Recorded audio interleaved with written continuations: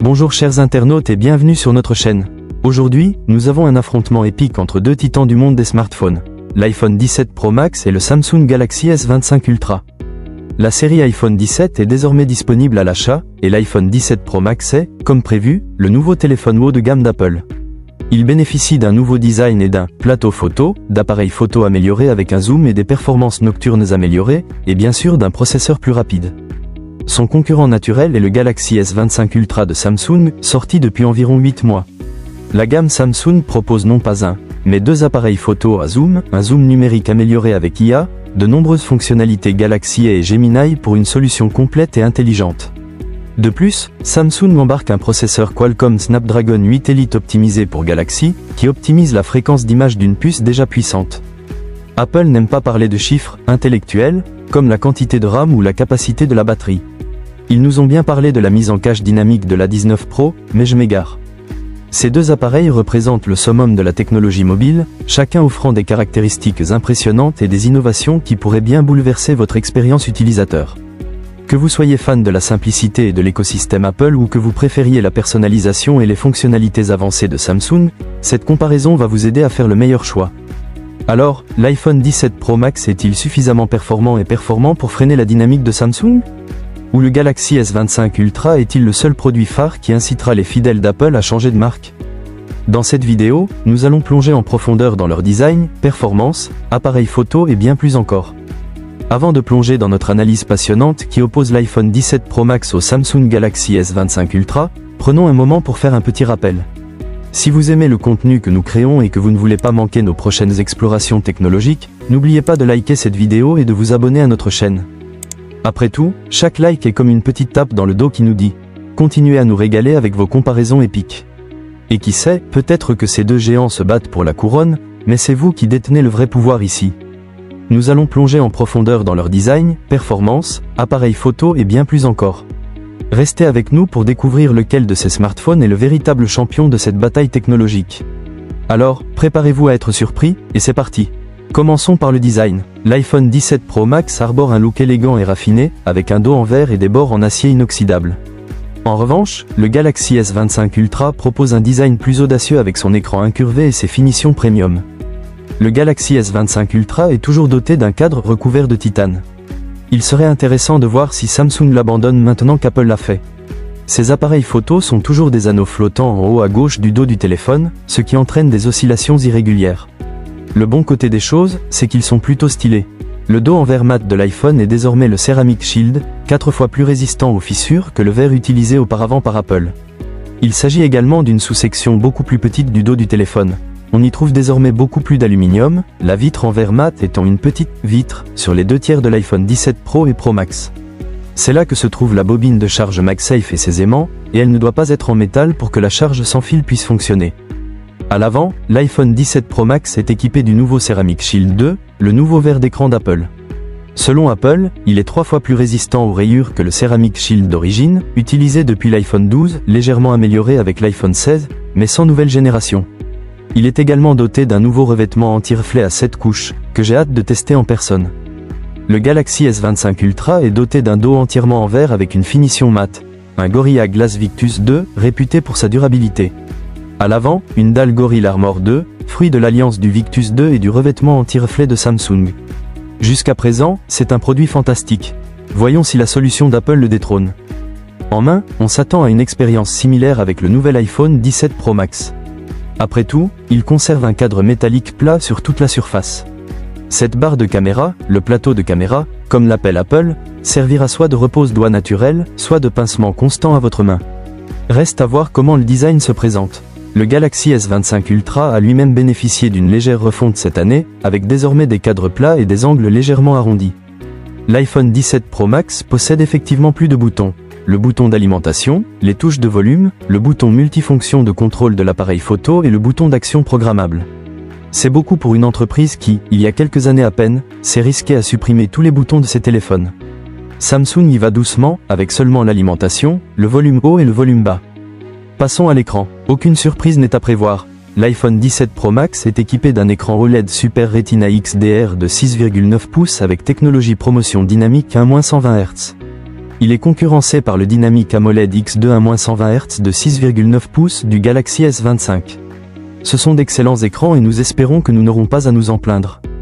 La grande nouveauté, c'est qu'Apple utilise un nouveau revêtement anti-reflet à 7 couches.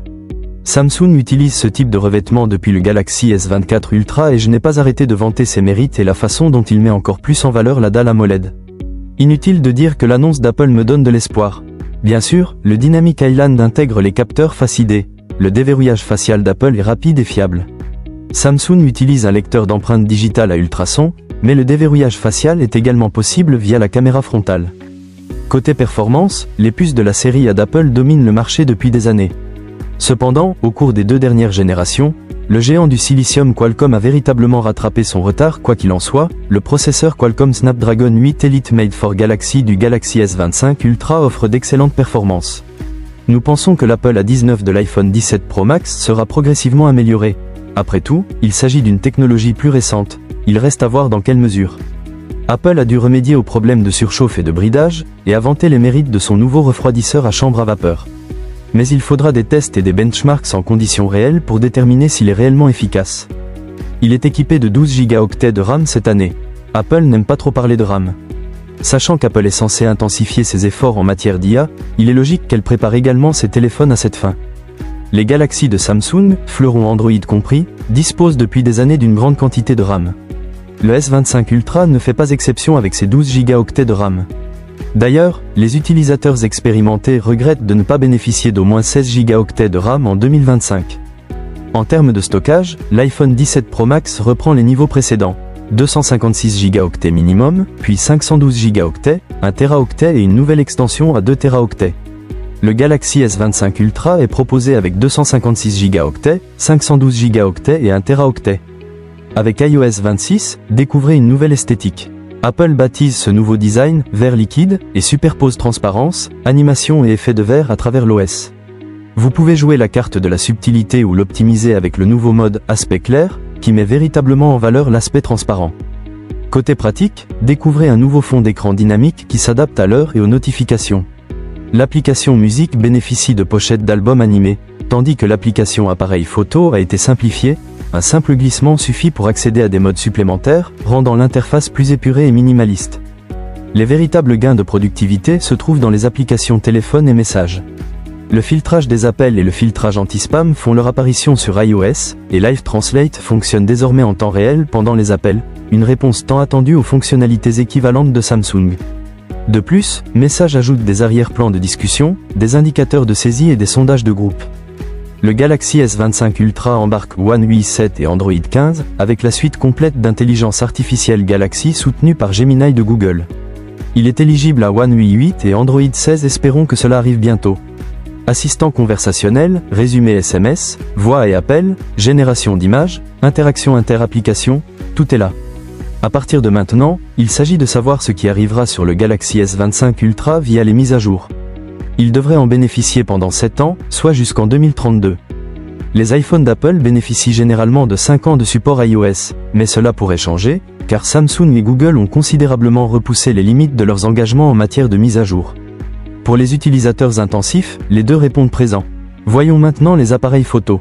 Ces deux téléphones sont des leaders en matière d'appareils photo.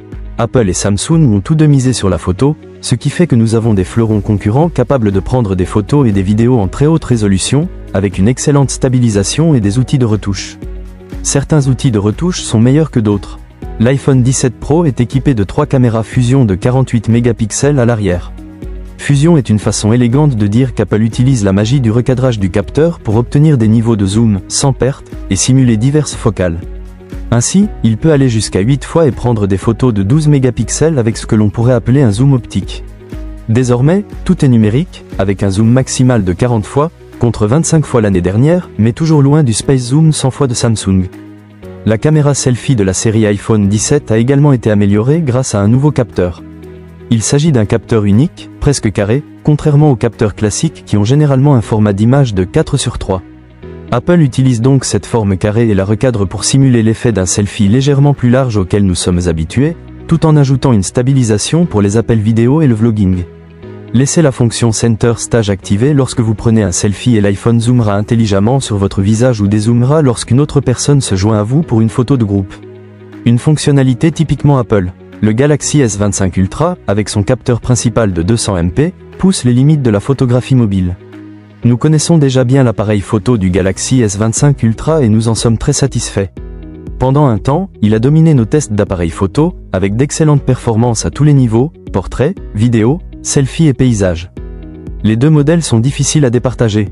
En matière d'autonomie, Apple ne joue généralement pas la carte de la batterie.